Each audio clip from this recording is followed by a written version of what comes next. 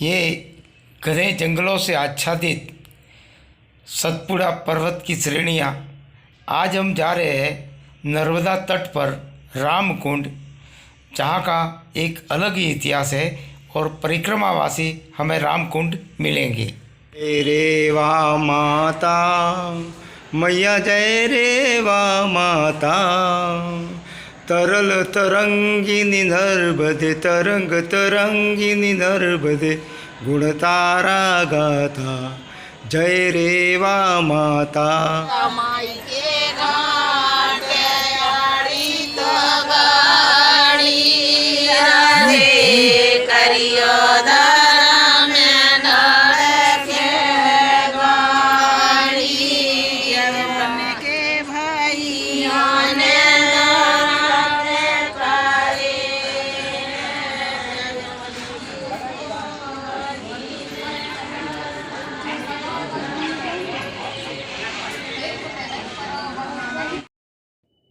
ऐसा कहा गया है कि काशी ये ज्ञान की भूमि है, तीर्थ वृंदावन यह प्रेम की भूमि है और नर्मदा तट को तपोभूमि माना जाता है। पूज्य डोंगरे महाराज कहते थे कि गंगा में स्नान, यमुना में आचमन और नर्मदा का दर्शन समान फल देने वाला है। आज हमें राम टेकरी, जो नर्मदा के तट पर है, यहाँ पर नर्मदा की परिक्रमा करने वाले लाखों परिक्रमार्थी यहाँ पर आते हैं और इस आश्रम में माँ नर्मदा की कृपा से हर प्रकार की परिक्रमावासियों को सुविधा मिलती है। कहा जाता है कि जब भगवान राम वनवास में थे, उस दौरान नर्मदा के तट पर यह वही रामकुंड है जहाँ सीता माता को जब प्यास लगी तो उन्होंने अपने तीर के माध्यम से जल निकाला था, जिसे रामकुंड थे। आप देख रहे हैं इसमें यही है रामकुंड। इस रामकुंड का यहाँ पर बहुत सर्वाधिक महत्व है। वैसे तो इसे राम टेकरी कहते हैं, लेकिन सामान्यतः यह रामकुंड आश्रम के नाम से जाना जाता है।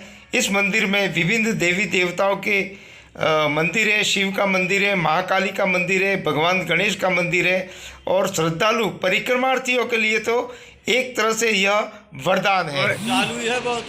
हमें नर्मदा के माँ रेवा के परिक्रमार्थी मिले। नर्मदे हर। प्रभु, कहाँ से आना हुआ आपका? पूना से। पूना खोपोली से। तो आपने कहाँ से परिक्रमा शुरू की थी? ओंकारेश्वर से। ओंकारेश्वर से। कितना समय हो गया परिक्रमा शुरू? 19 तारीख को निकले और सुलपानी से आए हम लोग। अच्छा, सूलपानी के जंगलों में होकर आए। अभी आपको यहाँ पहुँचने में कितना समय लगा? अभी 19 से आज कितना 20 दिन हो गया।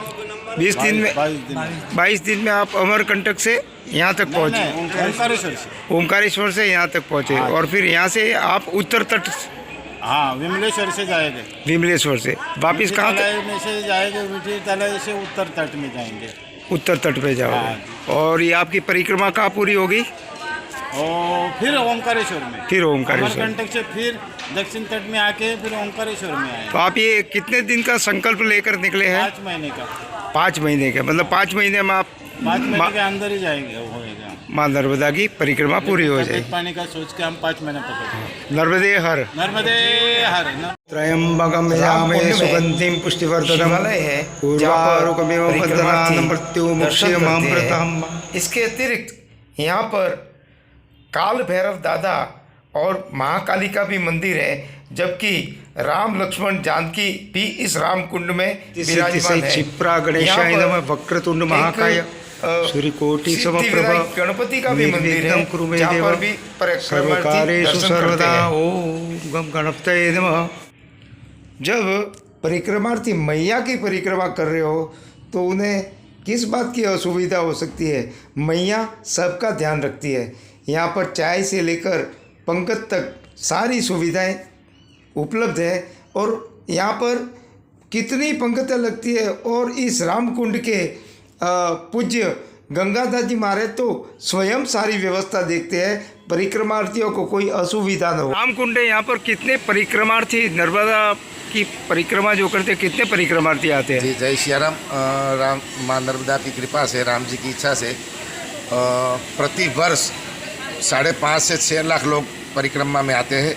उसमें मध्य प्रदेश, गुजरात, महाराष्ट्र, बंगाल और इतर राज्यों से भी बहुत लोग परिक्रमा करने आते हैं।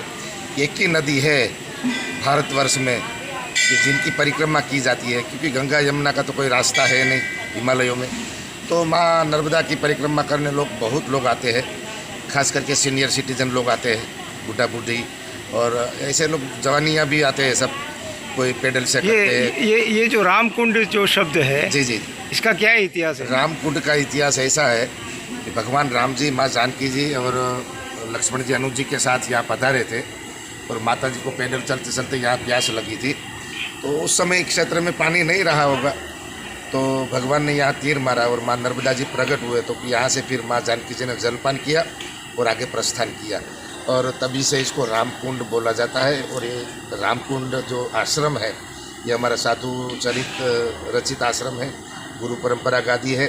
और यहाँ आने वाले जो परिक्रमावासी है, दर्शनार्थी है, और भी कहीं भगत लोग जितने लोग आते हैं, उनके लिए दोनों टाइम भोजन, सुबह चाय नाश्ता, 2 बार चाय देते हैं। और परिक्रमा के लिए ये रामकुंड मेन स्थान है। महाराज एक अंत में एक सवाल का जवाब दीजिए। ये जो वट वृक्ष है, ये रामकुंड इस तीर्थ में, ये इसमें बहुत सारे वृक्ष है, ये इसका क्या इतिहास है? ये कहते हैं इसका शायद 150 साल हो गया है। ये यहाँ से 50 फीट दूर था ये बड़ पहले जी, वहाँ से उसकी डाली यहाँ निकली थी, और ये बड़, ये दूसरा बड़ है, उन्हीं की शाखा है, और यहाँ से 50 फीट दूर था। 50 फुट दूरी से ये वट वृक्ष यहाँ पर चल कर आया। जी, जी, जी। और इसमें बहुत सारे वृक्ष आ गए। तो फिर तो समय आता है, ऐसे बढ़ते जा रहा है। मैया की लीला है। जी जी जी, सब नर्मदे हर, आपको नर्मदे हर। अच्छा, अच्छा। हमसे बात करने के लिए धन्यवाद। नर्मदे हर। नर्मदे हर, नर्मदे हर, जय श्री हाँ, आप भी परिक्रमार्थी हैं? परिक्रमा कहाँ से आए आप? जबलपुर से। जबलपुर बिहार से? गुहारी घाट गौरी हाट से। साइकिल में चल रहा है। साइकिल से परिक्रमा कर रहे हैं? कितना समय हो गया? 1 महीना हुए जबलपुर से। 1 महीना जबलपुर से निकले हुए। नर्मदे हर। इस स्थान के बारे में बताया जाता है कि वैष्णव गुरु परंपरा के तपस्वी श्री रामदास जी महाराज यहाँ सिद्ध टेकरी पर 15 वर्ष तपस्या कर राम भरोसे दास जी को स्थान सौंपकर काशी चले गए, प्रयाग में रहे, और 1957 में यहाँ पधारे, जहाँ इनका साकेतवास हुआ। उसके बाद पूज्य हरिचरण दास जी त्यागी यहाँ पधारे, उन्होंने 35 वर्ष सेवा की और यहीं पर साकेतवास हुआ। उसके पश्चात सद्गुरु रामानंद दास बापू तथा गंगादास बापू यहाँ परिक्रमार्थियों की सेवा में लीन है, जहाँ पर मैया की कृपा से जो भी नर्मदा की परिक्रमा करने वाले परिक्रमार्थी यहाँ आते हैं, उनकी यहाँ सेवा होती है। और जिन पर मैया की कृपा हो, वहाँ क्या असुविधा। नर्मदे हर, नर्मदे हर। माँ नर्मदा अमरकंटक से निकलकर सैकड़ों किलोमीटर की दूरी तय करके भरूच के निकट रेवा सागर में समुद्र देवता में समाहित हो जाती है। माँ नर्मदा की उत्तर व दक्षिण तट में हजारों लाखों परिक्रमार्थी परिक्रमा करते हैं, जंगलों से गुजरते हैं, लेकिन कहीं किसी को कोई तकलीफ नहीं होती। और मैया तो मैया है, सबका ध्यान रखती है। नर्मदे